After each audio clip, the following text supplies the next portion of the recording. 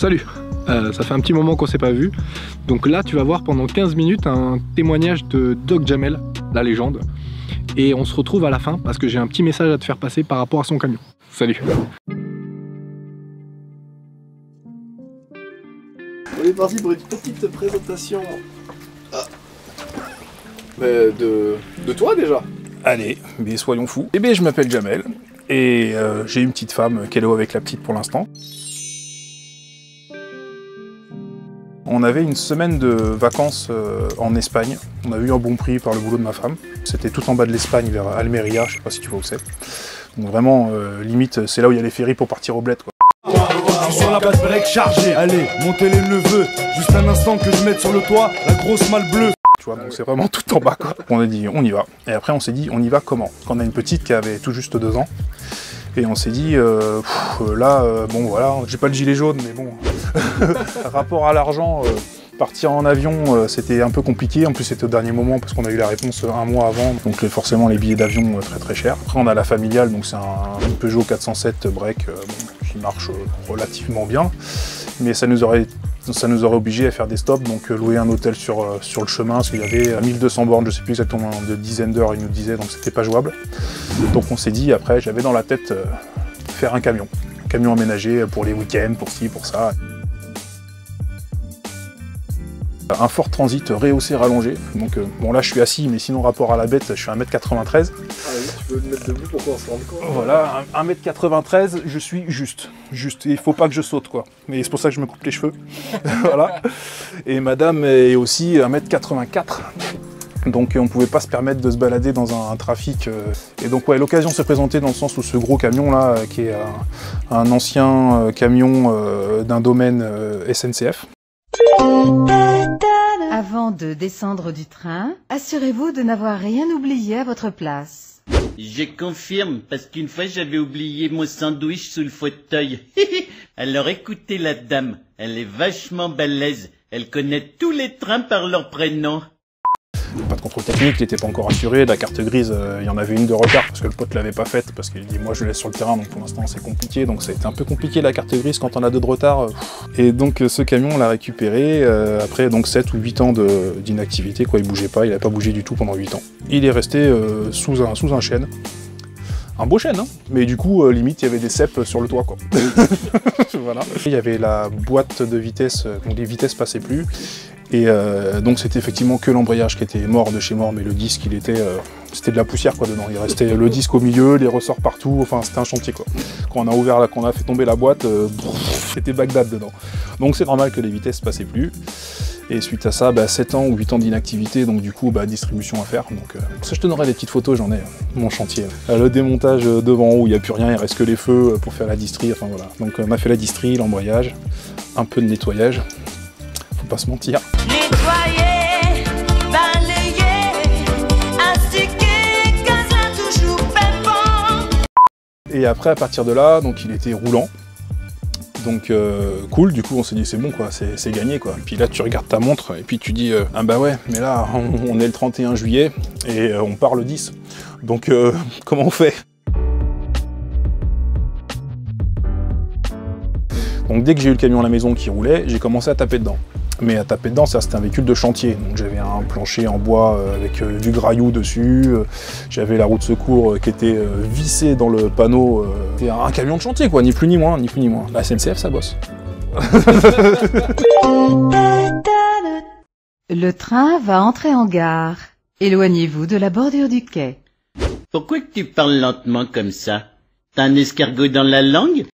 Donc ouais, gros chantier, et donc gros nettoyage, et puis après enlever tout ce qui était pour le boulot, quoi, clairement. Et il y avait des petits meubles à droite à gauche qui étaient fixés, que j'ai récupéré, enfin du moins pour une partie, mais parce que ça là.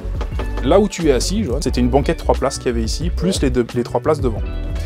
Et moi je regarde la carte grise, je vois 3 places. Je dis ouais, enfin moi j'ai 6 places, mais carte grise 3 places. Je dis ça pue, donc je me suis renseigné, j'ai croisé des flics dans la rue, je dis pour une fois que c'est pas eux qui m'arrêtent, c'est moi qui vais les arrêter.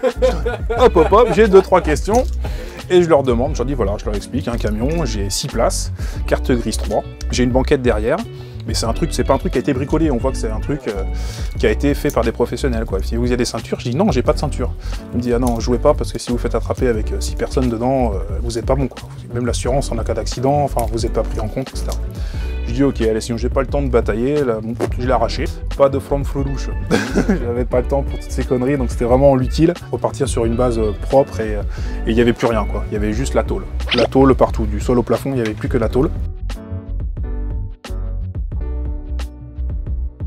J'ai commencé par l'isolant sous le plancher. Il y avait un grand plancher qui était d'origine donc bois, donc c'était du bon bois, donc j'ai voulu le garder, donc je l'ai tout poncé. J'ai déjà lessivé. C'est du contreplaqué marine, tu sais, c'est marron foncé, tu sais, avec une espèce de résine dessus pour que ça glisse bien, c'est pas le bois brut. Donc je l'ai enlevé, nettoyé, j'ai mis de l'isolant en dessous, je l'ai remis. Et donc suite à ça, on s'est dit, allez, j'y vais, quoi. Je dis, qu'est-ce que je fais par terre? Je peins, je fais quoi? Parquet flottant. Ouais, je sais, ça fait riche, mais Brico Dépôt est ton ami. Faut pas se mentir, hein. Quand tu te balades en camion, tu vas pas chez le roi Merlin, quoi. La Roche-Beaubois, tout ça, il peut te faire des devis sur mesure, y a pas de problème, mais moi j'étais pas chaud. Donc ça a été le premier chantier, ça a été le parquet flottant, de façon à me dire que en bas, c'est bon. De toute façon, en bas, je voulais pas faire passer les câbles, je voulais les faire passer dans le faux plafond, donc en bas, y a rien. Je peux percer, je peux faire ce que je veux, je sais que j'ai rien en dessous. Puis comme de toute façon, la réglementation, si tu te fais attraper au contrôle technique, les tuyaux, les cils et ça, il faut pas que ça traîne dans le plancher, tout ça, t'as pas le droit, donc je dis, de toute façon, je fais rien. Donc j'ai juste isolé et mis le parquet flottant, voilà. Et après, ce qui a été pour moi le plus long, ça a été l'isolant. On en voit un peu ici, là. Donc l'isolant bulle, quand tu es tout seul, parce que tout seul, j'étais la journée, j'étais tout seul. Donc tenir, mettre tes tasseaux, les caler dans les coins, etc., les découper aux bonnes dimensions, ça c'était un peu la galère. D'ailleurs, petite dédicace, j'ai vu Kangouvan, il l'a fait il y a pas longtemps, et bon, ils étaient deux, déjà ils ont galéré. Donc je me suis vu en fait galérer dans sa vidéo, je suis là, t'en chies mon con, hein, t'en chies. Ouais, je voulais pas faire des petits bouts avec des ponts thermiques, etc., je voulais vraiment le faire en une seule fois. Bas de cette partie-là, passer par le toit, et redescendre jusqu'à l'autre côté, je voulais le faire en une seule partie. Donc du coup, tout seul c'est un peu compliqué, donc tu commences à te dire bon là j'en ai assez, donc tu mets un tasseau, tu mets juste une vis ou deux pour que ça tienne, et puis après tu essaies de le plaquer, et puis tu descends au fur et à mesure. Voilà, bon, ça m'a pris du temps, je crois que l'isolant ça m'a bien pris une journée et demie aussi je pense. Ouais non, voilà, c'était vraiment la galère, en plus il faisait chaud, il faisait 40 degrés dans le bordel.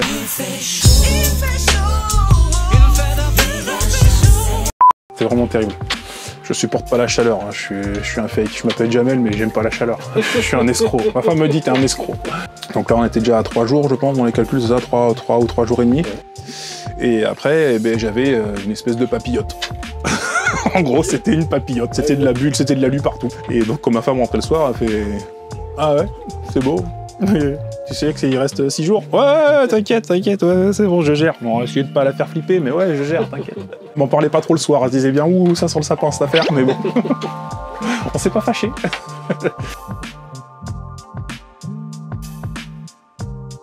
Donc oui, 9 jours, on part toujours de ces 9 jours. Donc en 9 jours, il faut que tu conçois, il faut que tu...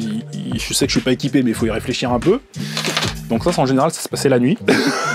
Tu cogites la nuit, puis le lendemain matin, t'as plein de bonnes idées, tu te rends compte que c'est pas possible, donc tu recommences, bon bref. Donc ici, c'est du PVC parce qu'à la base, le bloc cuisine devait être par là, près de la porte.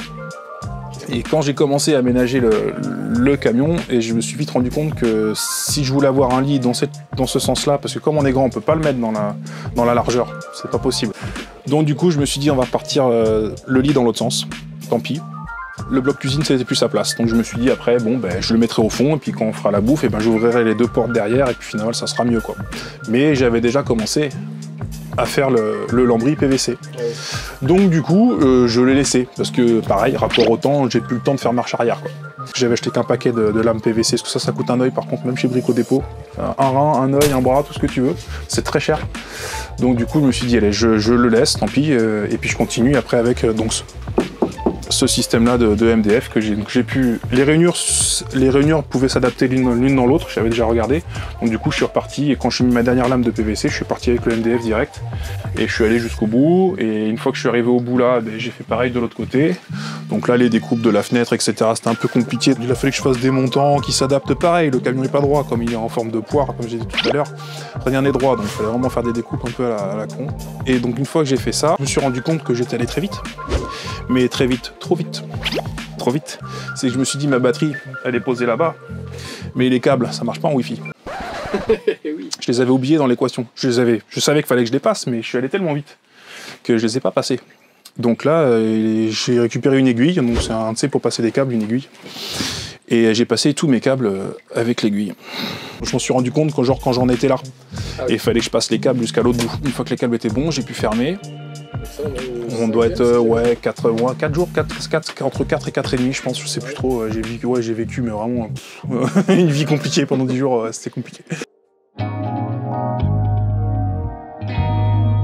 Donc j'ai fini mon plafond en installant les spots en même temps. En fait, tout se faisait en même temps. Au fur et à mesure, s'il n'y avait pas un chantier qui est terminé, t'en commences un autre. Il fallait tout faire en même temps. Tu n'avais pas le temps, tu vois, de terminer un truc. Après, il fallait redémonter parce que j'ai oublié quelque chose. Donc tout se faisait en même temps. Les câbles avec les grosses sections qui viennent du coupleur de la batterie, je voulais pas que les câbles passent côté tôle ici. Si tu prends un pet ou quoi, un courju ou quoi, je voulais pas que, tu sais, comme je savais que j'allais percer tout ça. Donc les gros câbles de batterie sont passés dans le plafond et ils courent entre les tasseaux et ils redescendent tout droit et pour alimenter la batterie. Voilà, donc les gros câbles sont passés par ici. Donc il devait rester, on va dire, 2-3 jours. Et qu'est-ce qu'il y avait à faire? J'avais la vidange à faire qui me restait. J'avais tout le système de lit parce qu'il n'y avait rien. Le bloc tiroir, enfin le bloc cuisine plus exactement. Donc le bloc cuisine, c'est récupéré, d'ailleurs la table aussi, d'une caravane. Et ça m'a permis de ne pas avoir besoin d'acheter... Oh, il y a le voisin qui a plus de batterie. Lui, il a plus de batterie. Donc là, tu vois, il va falloir couper parce que j'ai des câbles et j'ai tout ce qu'il faut. Allez, à tout de suite. Je fais le tour, je m'excuse 2 petites secondes. Qui c'est qui a un chien de batterie là? C'est toi?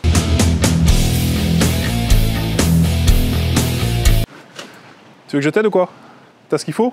Tu voulais partir ou tu voulais juste la faire tourner là? Je voulais la faire tourner, mais je m'en vais, je vais pas prendre le tram. Ok, j'ai compris. Tu t'en doutais? Ben oui. Elle tourne pas alors. Ben oui. Ben prends le tram. Écologie, tu mets ton gilet jaune et tu prends le tram. Et toi, tu lâches rien, toi. J'ai pris rendez-vous pour ce soir avec le voisin, on va dépanner ça, ça va bien se passer. Donc on en était où? Et oui, donc là j'en étais au bloc. Donc oui, on a fait un bloc... T'avais récupéré pas mal de matos dans une caravane. Qui, effectivement, tout le monde dit sur les forums que ça s'adapte pas, c'est pas fait pour, etc. Oui, c'est vrai. C'est beaucoup de contraintes à adapter. J'ai fait un meuble à peu près sur mesure pour que tout rentre dedans. Ça a dû se faire en 2-3 heures, je pense. Et bon, ça l'a pas trop mal fait. Et le lit, pareil. Donc le lit, il est fait avec, je répète, la table d'une caravane qui permet de faire une base pour le lit. Et après, en dessous, j'ai 2 blocs tiroirs. Donc là, en gros, en une journée, j'ai dû faire le lit et le bloc cuisine.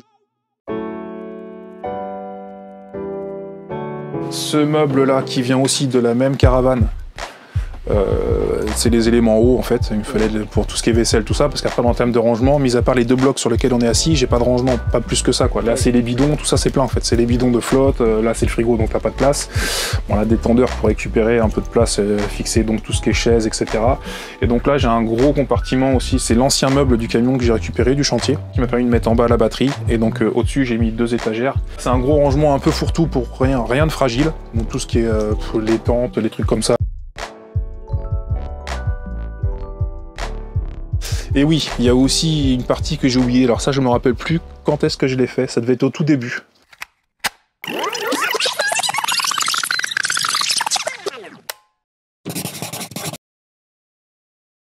Sur le toit, j'ai un panneau solaire, donc c'est un 120 ou 140 watts, on va dire 100 watts, ça fâchera personne. Et j'ai aussi un petit système en U fait avec des descentes pour les évacuations d'eau, donc du gros tube en plastique gris. Ça m'a permis de faire mon système de réserve d'eau. En gros sur le toit, du coup, j'ai 130 ou 150 litres de flotte quoi, sur la grosse galerie et le panneau solaire. Voilà. Et donc ouais, le dernier jour, ça a été tout ce qui était vraiment accessoire. Donc le rideau de douche, fixer cette étagère, la télé, les tringles. Voilà, les derniers jours, c'était vraiment tout ce qui était finition. Et donc, ça, c'était le 9e jour. Et le 9e jour, j'ai enlevé tout mon bordel. J'ai passé un coup de balai. J'ai attrapé ma visseuse pour aller la ranger dans le garage. Et madame est arrivée avec les valises.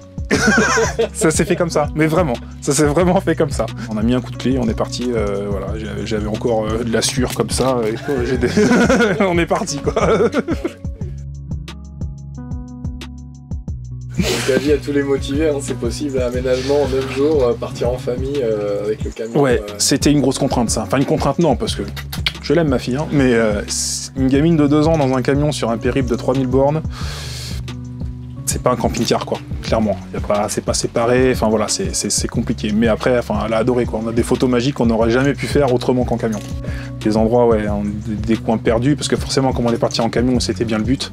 Pouvoir s'arrêter un peu n'importe où, n'importe quand, surtout, même pour une sieste d'une gamine. Comment tu fais quand tu roules? Une sieste d'une gamine, et ben là c'était simple. On fermait les rideaux, on mettait tout en lit, et la gamine elle a ronqué, mais avec des chevaux autour d'elle, quoi, au milieu d'un champ. C'était génial, c'était génial. Donc ça, on a pu faire des trucs vraiment sympas qu'on n'aurait pas pu faire ni en voiture, ni avec n'importe quoi d'autre.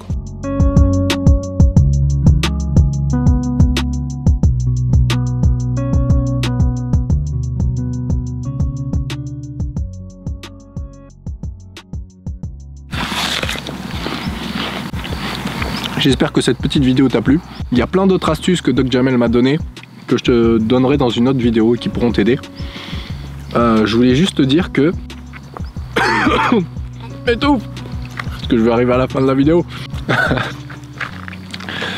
En fait, ils attendent un heureux événement. Ils vont avoir un Doc Jamel Junior. Et du coup, la carte grise 3 places, ben, ça va plus marcher pour eux. Il va falloir passer un véhicule 4 places. Donc, ce véhicule est en vente. Il sera mis en vente à partir de septembre. Je te balance les infos que Doc Jamel m'a donné. 139 900 km au compteur. Il date de 98. Le démarreur est neuf. La distribution et l'embrayage, comme tu as vu, bon, ça a été fait en juillet 2018. La vidange faite. Le contrôle technique, il est bon. Et il va passer là en juillet la contrôle technique pollution. Parce que je ne sais pas si tu le sais, mais pour les utilitaires, tu as une année contrôle technique classique et une autre année contrôle technique pollution. Donc il est au prix de 6 000 €. Voilà. Et il y a des trucs que j'ai pas précisé dans la vidéo, mais il a aussi un radar une caméra de recul, enfin il a plein d'options dont j'ai pas forcément parlé directement dans la vidéo parce qu'on n'a pas trop le temps. Ça faisait déjà plus de 15 minutes, donc voilà. On se retrouve très bientôt pour le reste. Je pourrais pas trop poster de vidéos cet été sur la chaîne YouTube. Par contre, sur le Facebook de mon association Les Rendez-vous du Ciel, je vais essayer de filmer avec une GoPro des petits bouts de soirée. Je te rappelle que hein, je vais de ville en ville avec mon télescope et je regarde le ciel avec les gens. Donc ça, je vais essayer de filmer un petit peu, faire des petites traces de mon parcours. Et si tu veux savoir dans les villes dans lesquelles je passe, je te mets le lien dans la description pour savoir si je vais passer par chez toi. Voilà. C'est l'été. Sors. Voilà, alors là on est sur du Crocs chaussette.